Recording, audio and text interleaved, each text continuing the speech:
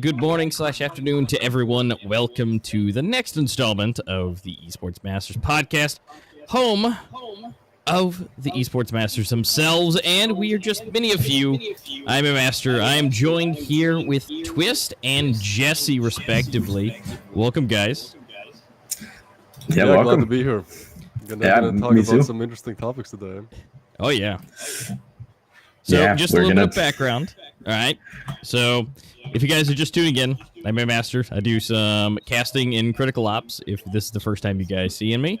So does Twist and Jesse, but we all have our respective backgrounds. We'll do a little introduction. Twist, give us a little bit of your background. Started playing Critical Ops in like 2017. Started uploading on YouTube. You know, got some nice views there. Got pretty popular.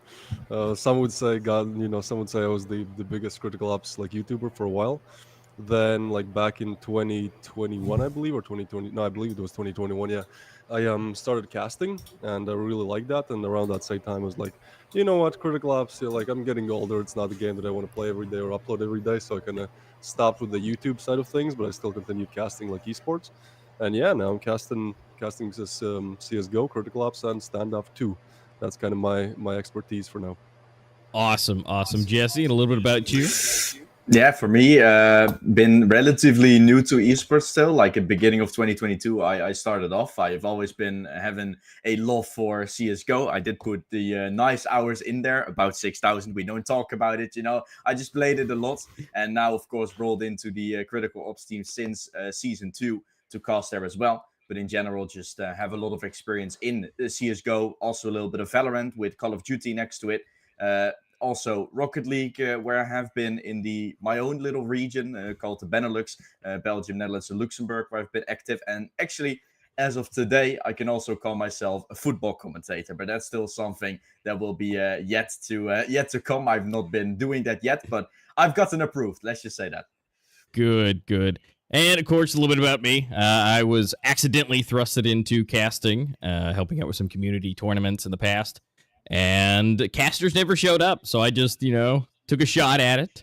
And, well, it seemed to have worked out. Joined the panel with everybody on the Critical Ops side of things. Worked my way into Standoff 2, and I've done some small castings in the past with Call of Duty Mobile and PUBG Mobile. So still shooters, but not necessarily all the same. And, of course, Jesse, you got some more diversity there with the Rocket League. That's a whole nother type of thing.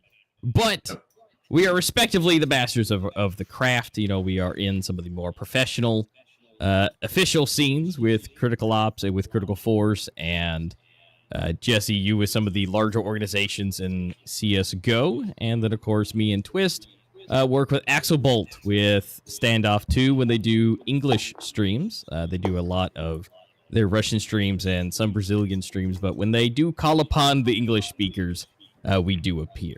But today, we are going to be talking about a little bit that it's a hot topic, especially in the mobile space. Is certain games dead? And more specifically, since we all do Critical Ops, is Critical Ops dead?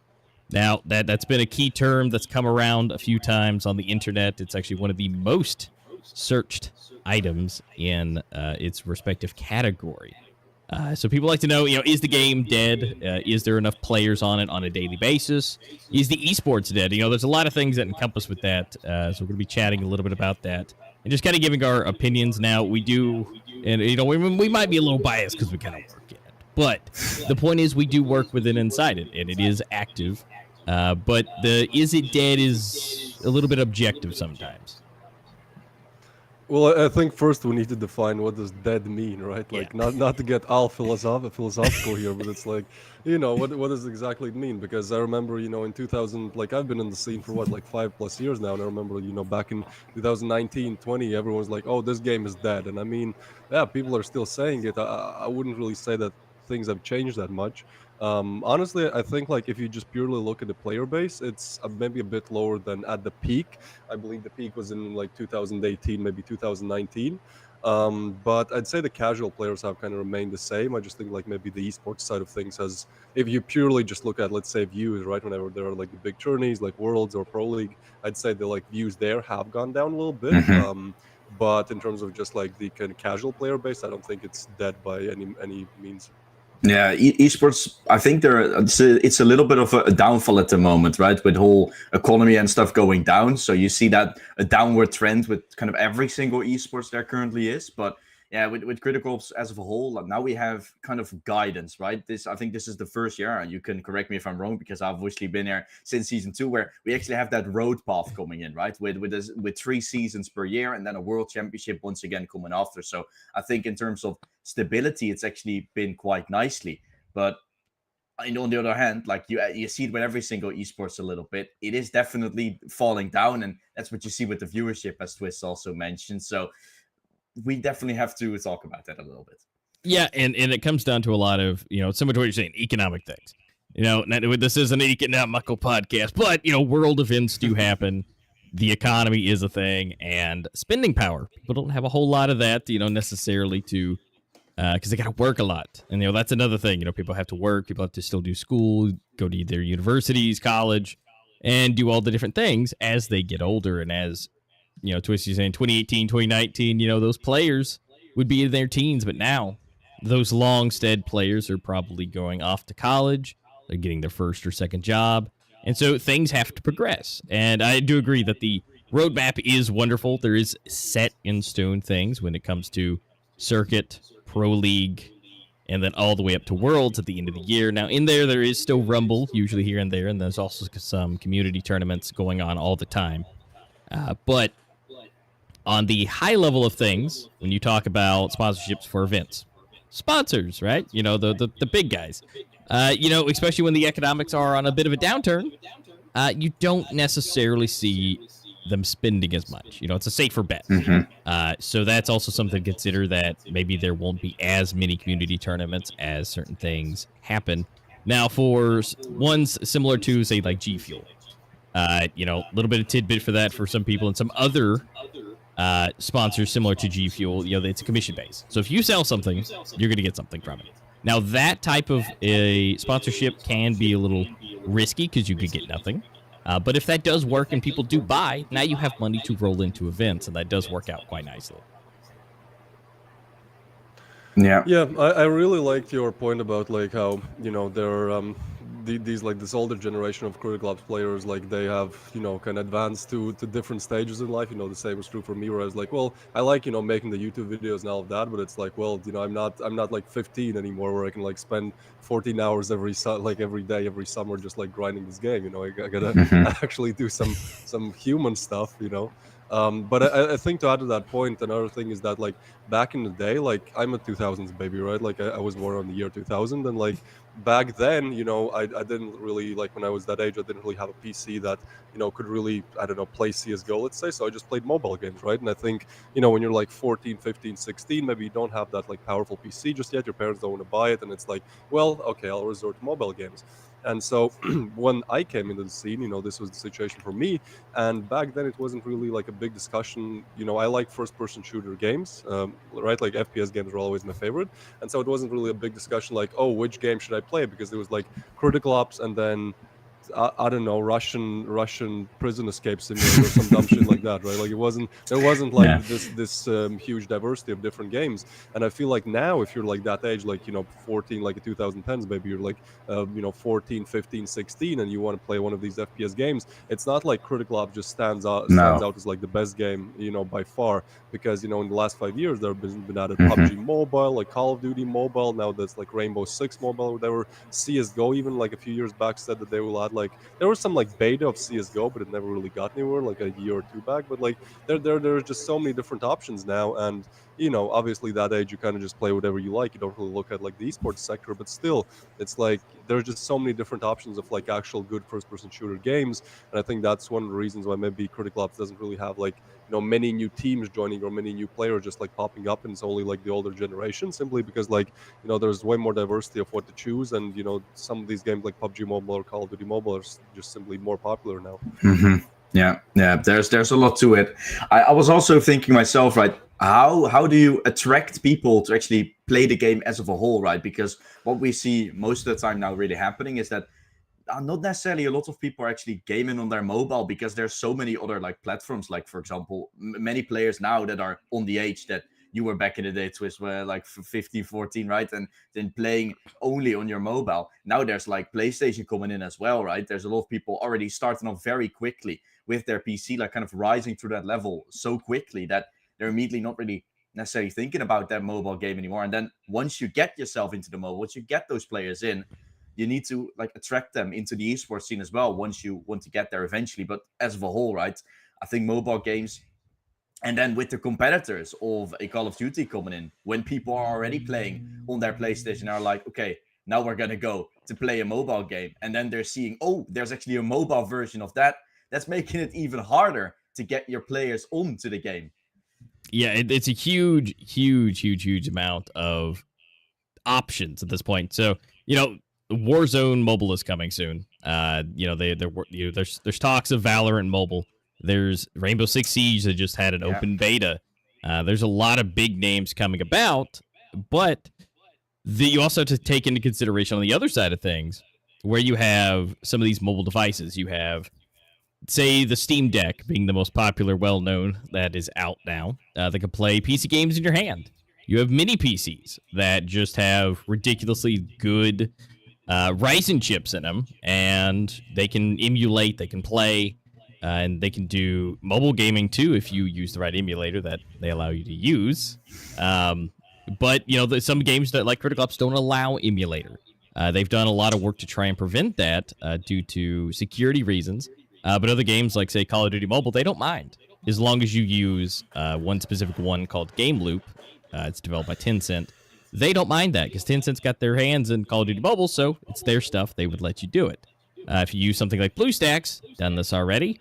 If you load it up on BlueStacks, you'll get a 24-hour ban. So don't do that. But you can play on a Steam Deck. You can play on a mobile mini PC. But also then you have smaller handheld devices like GPDs that are running Android themselves. But then again, it's a custom OS, so some of them may not want to work. And so there's a lot of ways to play things, and they're not too expensive. Steam Deck is a couple $100. GPD is a couple $100. These mini PCs that are coming out that are a couple years old from, say, manufacturers or big businesses, you can pick them up on eBay for like $100. These little mini PCs that are Dell that have like i7s or i9s in it even. So there's just so many options, and when it comes to being dead, per se, do these games need to adapt to that? Because being that there's a lot of mobile devices, a lot of mobile handhelds, and small PCs that are becoming that are really, really powerful, that can play basically anything that's on the mobile space, or even small indie games at that point. Do we need to look towards adapting to have more of the casual player? Now, esports is a fine-tuned machine of what, we got to create standards here, right? So you may not allow all of those devices, but should they be allowed? Should there be support for things to make that continue? Well, honestly, I don't think we have a problem with like the casual side of things. I think we have like plenty, and like if you look on Google Play or like the App Store, like there's plenty. Like Critical Ops is ranked like, I don't know, let's say ranked 27, the most downloaded FPS game. Like I don't think at all there's ever been a problem with the casual side. I think the problem is that simply like for the competitive side, that's just like slowly going down. And for people who maybe take it more seriously like we do, that's kind of the problem here, right? But I think honestly for the casual side, like we're doing good, because like, yeah, what you mentioned, that's true, but at the same time, like this game is like the average age for this game for Critical Ops is probably something like 14 to 16, and I don't think like a lot of people that age just kind of make like these mini PCs or handhelds. They simply just 95% of the time they have a phone, and I mean they can download Critical Ops there. But to answer like the question that's in the live chat, I think I can kind of like tie it in. Um, I still think that like when we're talking about Critical Ops is dead, we're simply talking about the player base, right? Like how big is the player base? Honestly, I think like the competitive scene is like kind of dead, but the casual scene is how it always was.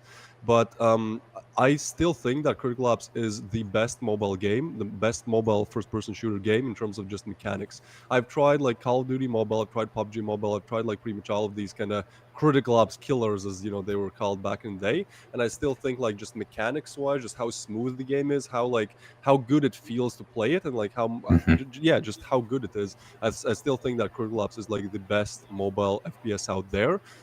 If we talk about the competitive side of things, I also think it's like the best, or at least top three competitive games out there.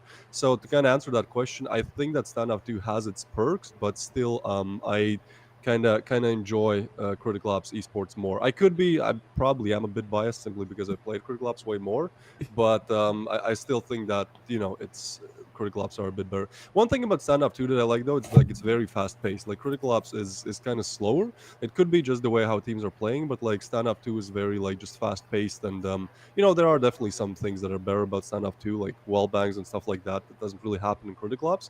But yeah, still at the same time, I think like the problem with Critical Ops, maybe you guys can like can add to this. I think the problem with Critical Ops is always like the marketing side of things, and it was never like the actual game, because I still think like the actual game is again the best in the scene. Yeah. And you can, and if you could, like, I guess, attract certain sponsors with the thought about actually having that best game out there, right? Having the best mechanics in there, like stating yourself as the best sort of FPS on the mobile, that could definitely be something Critical Ops is able to attract some things with. Because yeah, I agree with you on the fact like casual player base, I'm not too sure if that's necessarily an issue, right? You talk about getting in new devices or more devices to play it on. I'm not necessarily too sure if that's going to fix. Like I've heard recently, Mantis say something about the admins telling him that they were trying to get controller again and PC, or I guess keyboard and mouse support back towards it. I'm not necessarily sure if that's going to add on to the player count, because all of a sudden they still need to play it on a mobile device themselves, right? And in general, if you are going to be playing it on PC, you'll probably be going towards Steam instead of going towards try and find yourself an emulator to play a Play Store or App Store game on, right? That's something. It will continue to be like a mobile game, but yeah, the marketing towards a proper esports, or actually like a top esports title, is required, because so far, yeah, things are slowly starting to fall off. Once it was there at the peak performance, and now it's obviously still there with the roadmap and all, but it's definitely not on the mark as it was once before. So we have to, yeah, you have to take a look at it. Well, one thing I'd like to add to the the casual player side is we don't have public numbers, so and they don't exactly publish that or give it out to that. So we do see a lot of people online. They're by all means, it's not a dead casual scene, but for the growth of a game, adding in, because with say Warzone, it's supposed to be cross-platform and cross-progressional. So if you play on PC and you then hop on mobile, you're the same rank, you have the same weapons, you have the same everything, and then you can continue playing on mobile, and then you go back to your PC, and all those unlocks, all that progression you've done is there. And so that might be just a way for them to encapsulate more of the market to get people onto Warzone and to then kind of cross that gap. And to where Critical Ops was initially on PC, and then it went to mobile. So I think it'd only be a natural progression to go back to that, because even though the casual scene is fine, is it can always grow, and the casual players keep the lights on, because the pro players, I mean, they're doing the pro player stuff, they win stuff, but they're winning a lot. And so the casual player keeps the lights on when they're buying the cases. They see these players, these skins. That's part of the marketing side of things. And I agree that the marketing is probably not the best. I think that there needs to be more new age marketing brought into the scene for them, for Critical Ops, because I can't tell you that I've ever seen a Critical Ops ad ever. I've never seen an ad, period. Now, for a period, during when we were doing me and Twist with the English streams of Standoff 2, I was getting berated with TikTok ads. I mean, absolutely berated for Standoff 2. And they had so many variants, and there was a lot of good feedback on the comments of those types of things. I'm one of those people to go check those out. And so they were doing it. They have the ads, they're doing the things, and they're pushing the game during the time that they were pushing for English onto the game. And they also post notifications and things like that in game, which Critical Ops does too. But those are kind of hidden, where Standoff 2 is like, boom, come, like, as soon as you pop in the game, it's like, hey, we're live, instead of in like the news section, and then you have to click into it, and then you got to work your way down. You got to make it easy as possible. So I don't know if that could be a factor with the, say, Twisted, you're talking about the views going down. Is it getting that information in front of the casual folks that may not be looking for esports, but if it was just like, as soon as they open the game and it's like, boom, Critical Ops tournament live, watch now button that pops up, or you can hit the X and close it, but would that translate a little bit better? Yeah, obviously. I think also like I also think like I remember, let's say when Critical Ops was kind of getting dead, I have like back in, when did PUBG Mobile come out? Anyone remember? Like 2019, 18 maybe, around that time, right? And so like that game came out, and I was like thinking, okay, well, Critical Ops isn't really that fun for me anymore. Maybe I should like switch to PUBG Mobile or Call of Duty Mobile. And then I remember the thing that really brought me over, and I almost quit Critical Ops and I actually like try hard in Call of Duty Mobile for a month, was simply seeing the prize pools for the tournament. I was like, okay, so you're telling me they're gonna throw this tournament where like the best team wins, like, or basically the prize pool or whatever is like 500K. I was like, goddamn, like I'll try, like I have my confidence, right? Like I can try to at least get good at it, so I think that's also another thing, is that simply the casual community, like they play the game, and even if they find out, oh, there's like this biggest tournament, there's like Pro League, and then they look at the prize pool and it's like, well, the winning team, 5 guys basically in the whole world get like $3,000. Don't get me wrong, it's not horrible, but at the same time, it's not like you don't see those $3,000 and go like, well, okay, I should practice 8 hours every day. There's just no way how you can make it into a career. And I think especially now, as I mentioned, like there's like 10 different FPS options on like Google Play Store or Apple or App Store. You just go there and you're like, okay, well, this like Call of Duty Mobile offers like $1 million for like this tournament's prize pool, and then Critical Ops, it's like, well, I have to go to like this website to even find it, and then they don't market it. It's there's a lot of things that could be done better. And honestly, like I think my biggest kind of beef with this is that look, I've done my fair share, especially in my younger days. I've done my fair share with beefing with the developers, and for the most part, it was simply because I was very sure that there was a way how to like make things work, and I was telling them that, and they were like, "Well, yeah, but they didn't do it," and things didn't work out. And now, like I'm, the same things that I said back in 2018 are still kind of relevant. I'm just like not as mad about it anymore. I'm just like, fine, do what you want, right? I'm gonna show up. I'm gonna do a good cast, but like, fine. But I think like what I'm trying to say is like the things that we're talking about right now, like increasing, like making the marketing better, increasing the prize pools for the big esports tourneys, so that not only more casual players want to play it, but maybe people who are not that set in one or the other game, they see, oh, they're throwing this big tourney, like all of these things, right? Like, this is something that I was talking with Wadi, like one of the kind of the community developer, like back in 2018. I was saying we need bigger prize pools, we need a bigger esports community. That's gonna, if there's a bigger esports community, that's gonna bring in more casual players because they're gonna see, and then it's like an infinite loop. And then Wadi was kind of the dev that I was always talking with, and I don't want to say anything bad about him, because like honestly, like we had calls and stuff, and he was always like, yeah, that makes sense to us. Like he wasn't like, oh no, this is dumb. He was always like, yeah, that makes sense, but I'm not the guy like making decisions. I'm only like the community developer or whatever. And basically the answer was always like, I'm gonna pass it on, so I'm gonna pass it on to someone. And I feel like I don't obviously know how the like hierarchy of the company structure at that CFE is, but I feel like there's just this one kind of executive person who is always like, esports, no, let's make some new lucky spins. I feel like that is kind of how things have been going, for the last couple of years. Yeah, I'll add on to that, to where I know a little bit more of the hierarchy structure, and the problem is with the community side. and Wadi is trying to build it out. I will say he is trying to, but again, Yeah, for sure. what keeps the lights on is kind of what's most important, to keep the trajectory of the, business plan going and what they want to make. Because it's still a business at the end of the day. But he himself does not have any developers under his scope. Now, he does have people who are technically appointed to him that, like, if, say, a client needs to be updated or we need to have some stuff created, aka the fancy skins that the winning teams get, right? That is a thing, but there's not like any dedicated people to be like, hey, what can we do to fix this? Like, who's the liaison for the team that also can do it? Who can actually make that happen? Like, we definitely need a UI adjustment to where it can be easily appointed, easy pop-ups to let people know when they enter the game, things are happening. Well, look, just to add to this, I remember, like, I'm not in there's like the critical apps, like influencer program, right? Like, if you get 10k subs, you get these cases, blah blah. Basically, for each like tier of how many subs you have or views or whatever, you get like certain benefits, right?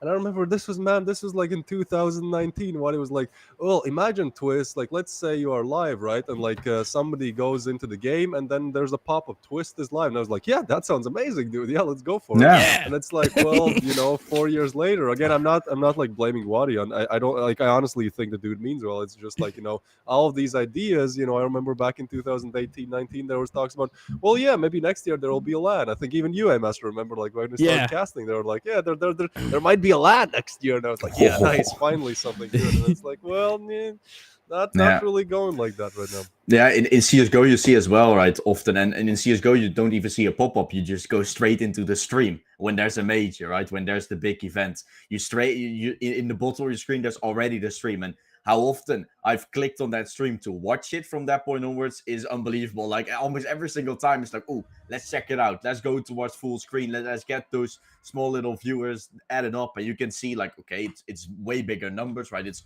100k instead of like the maybe 500 average that you're aiming for as of right now. But it can still get a whole lot higher. So I really feel like that's something that can be improving on. And I mean, advertising esports of the game, as Corrupt says in the chat, I really feel like that has potential, right? Because just in general, as you said, no ads really there. Master for critical ops. Maybe with the ads, esports gets bigger, and with that, of course, the game players as well, because people are gonna be like, "Ooh, this is sick." How many times have we actually seen players or like pros that are talking about certain games are like, "Ooh, I've once seen that there was a potential to get to that top level." And that's why I started playing a game. That's why I started trying to become high in the game, or at least just try to check it out because it looked fun.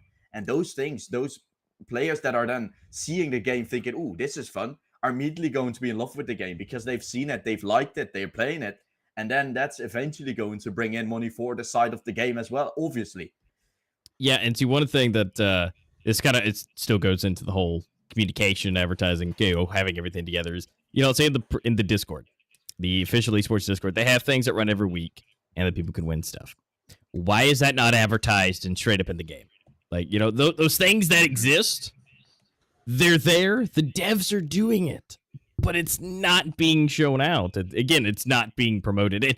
If they did a 15-minute ad, say a vertical ad on YouTube Shorts or TikTok or whatever vertical platform, if they do that, they can add the esports into it. If you show blank amount of clips, insert say 3, 4, 5, and you have graphics pop-ups of daily events, tournaments, prizing. You just start punching these huge taglines in between your clips. You're advertising your game, but also you're saying, what do we have? We have, it's not a battle pass, but critical pass. But you have your passes.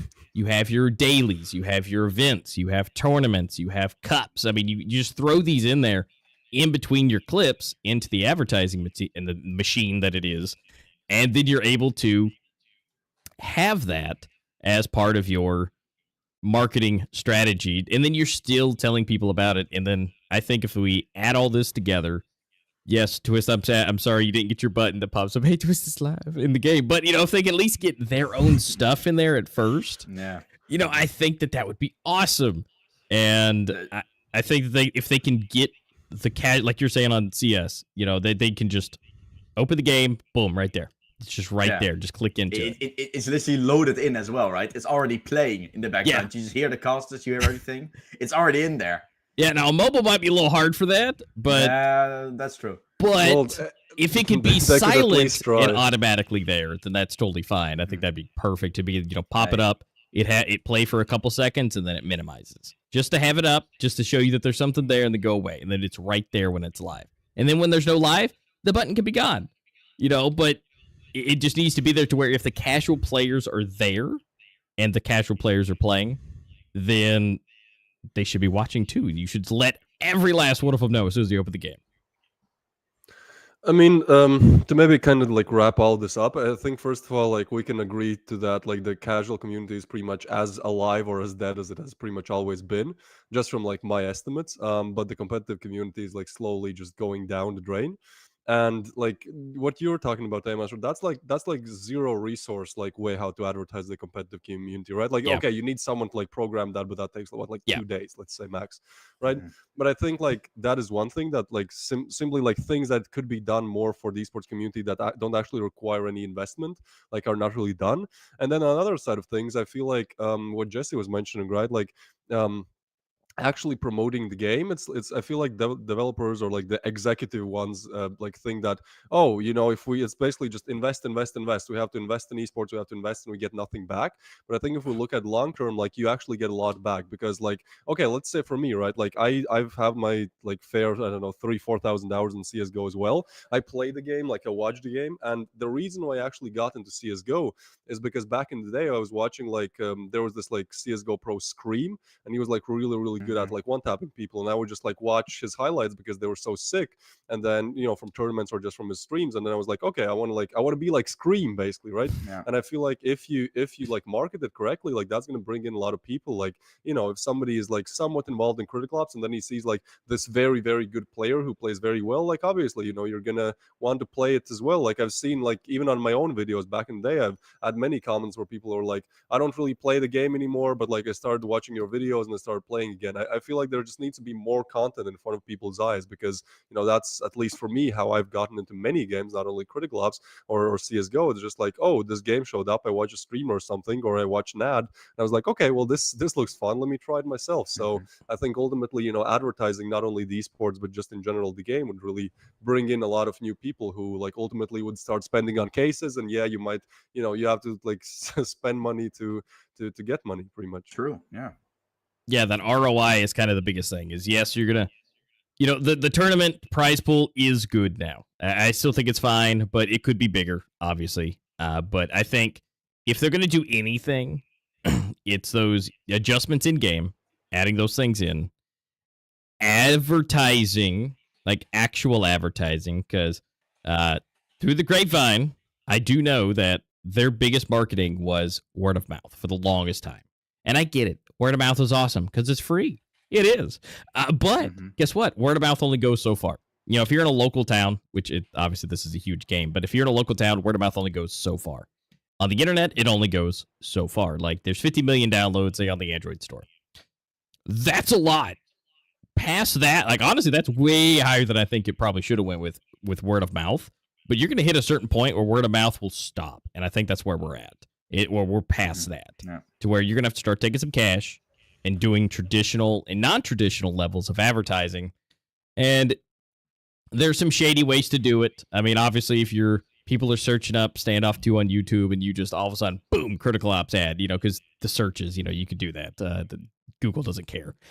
You could do that, or you could just be hitting with the organic key terms that people search for, because I know they can access those analytics for their stuff. So I agree. I think all the above, those UI changes need to be done. They need to add those certain features to get people, community-wise, content creators that are in the scene. Twisty, get him on there, and so when things go live, things are known. Even videos, like whole content creator section could be great. New video releases, lives, but if at minimum at the end of the day they need to have it to work for themselves, so then all the casual players that are currently here that are finding the game can come in and see it, and then again bring in new people with their advertising. Jesse, is there anything else you want to add to that?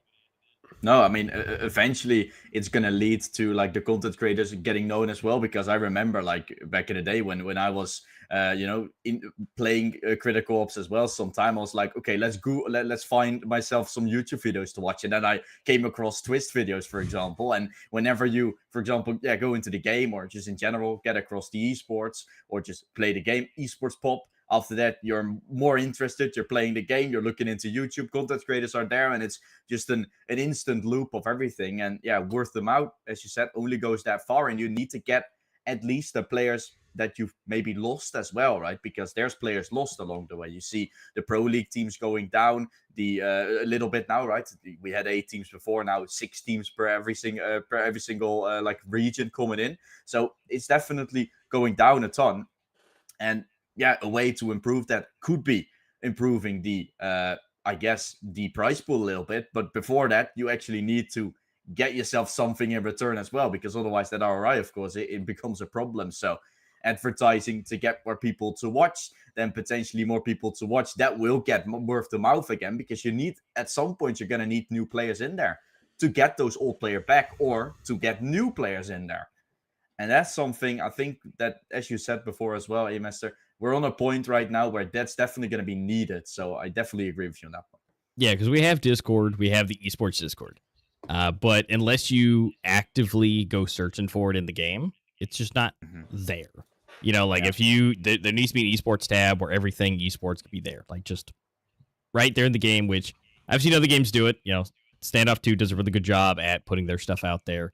So we gotta make note of that. You know, they push hard, even when they were doing their first English streams.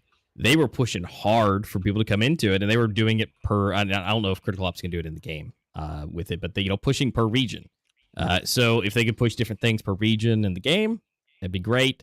But yeah, it comes down to, I think the old school marketing of word of mouth has come to an end, and now it's time for some higher level, big brain keyword searches, key terms, interaction rates, and those things need to come into play.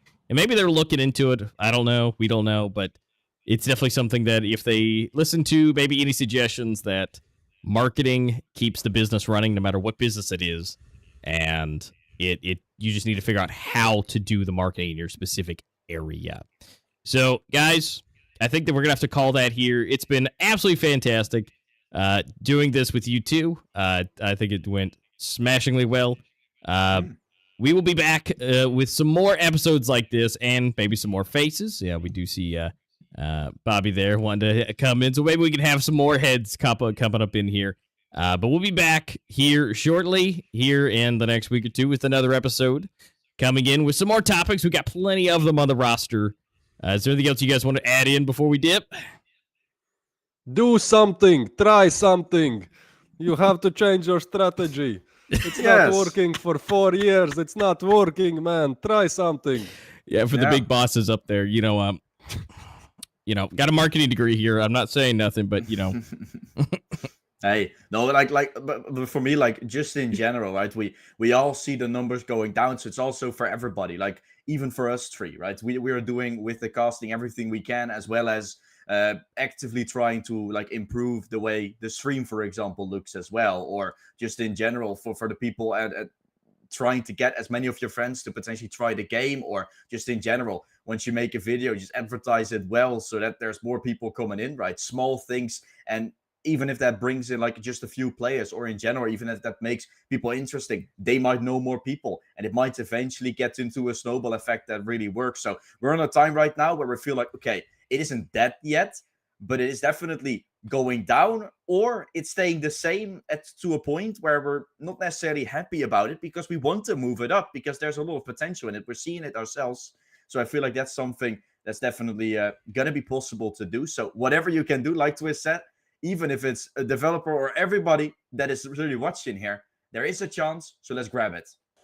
Absolutely. So guys, thank you so much for coming on and chatting about with, is Critical Ops dead in respects to different areas even. So again, we'll be back with another episode here shortly. And you guys have a good one. It's been a blast. Thank you guys for hanging out with us, and it's been a good time. And we'll see you guys here on the next episode of Esports Masters, the podcast, the home of esports masters of all kinds. You guys have a good one.